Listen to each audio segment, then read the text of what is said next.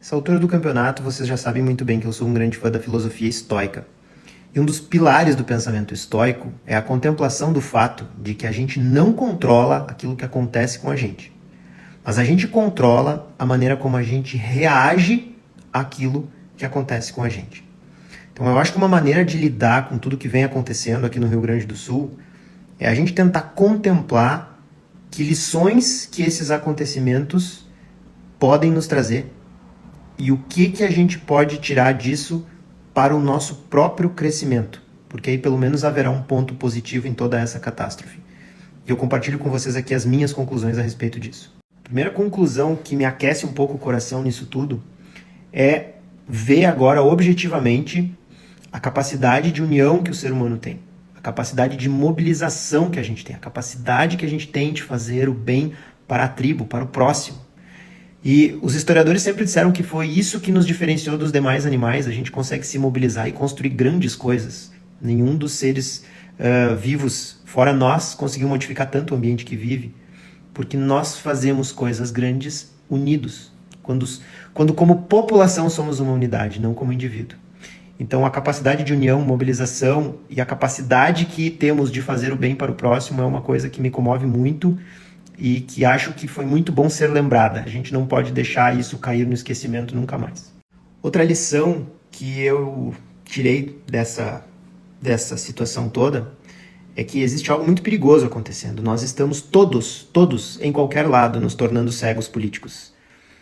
A política no Brasil está tão polarizada, talvez no mundo esteja assim, que a gente não é mais capaz de ver atitudes boas naqueles que não são alinhados politicamente com a gente, e a gente não é capaz de ver más atitudes naqueles que não são alinhados conosco politicamente. Virou um clubismo. É como se a gente torcesse para um time de futebol e não para uma pessoa que possa realmente governar, nos ajudar. Então, é muito triste isso. Isso precisa terminar. A gente tem brigado entre nós, entre as pessoas, por políticos que não estão nem aí para nós, no final das contas. Pode ser que nas próximas eleições eles se abracem.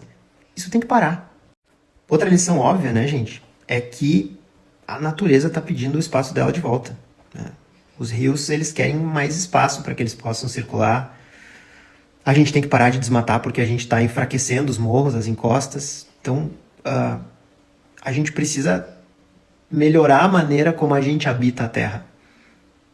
Deixar uma tatuagem um pouco menor nos locais por onde a gente passa, porque cara, a força da natureza é maior. Os rios, eles vão, em algum momento, pedir todo o seu leito de volta. Os morros, uma hora, eles vão precisar daquelas raízes estruturais que a gente remove, daquelas rochas. Então, a gente precisa aprender com isso. A gente precisa modificar o jeito que a gente ocupa a superfície da Terra, senão ela vai nos varrer para fora. Outra percepção importante. Olha como a gente está mimado e acomodado.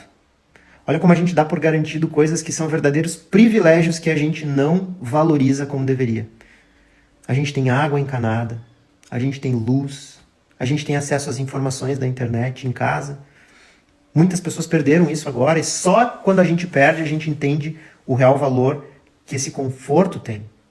Então às vezes a gente fica sempre lutando por coisas que estão distantes da gente e a gente não percebe o quão confortável, o quão seguro, o quão boa a nossa vida já é. Então valorizar aquelas coisas simples que a gente possui, um banho quente, uma comida, o acesso à internet, uma luz para a gente ir até o banheiro de noite.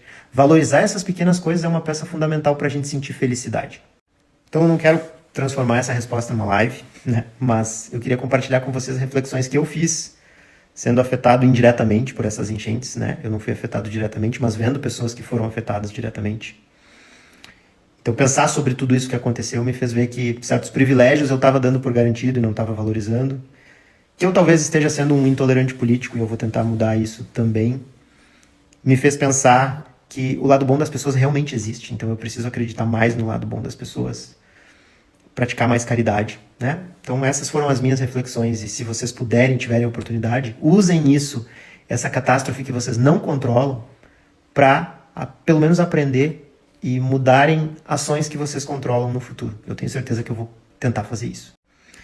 E então, né, utilizemos essa situação calamitante pelo menos para o nosso crescimento pessoal. E a gente não pode esquecer também que uma grande maneira da gente fazer o bem para nós mesmos é fazer o bem ao próximo, né? Então, toda forma de caridade que a gente possa exercer, seja ajudando numa força-tarefa, seja doando, por mais que a gente às vezes sinta preguiça ou tenha um certo apego ao dinheiro que a gente suou tanto para juntar, fazer bem aos outros faz bem pra gente, faz muito bem pra gente. Quase não é uma atitude altruísta, porque o nosso benefício ele tem a mesma proporção do benefício que a gente exerce. Então, pratiquem o bem, sejam o bem, sigam o exemplo de um cara que esteve aqui na Terra muito tempo atrás e que nos ensinou isso, e vamos encarar, vai passar.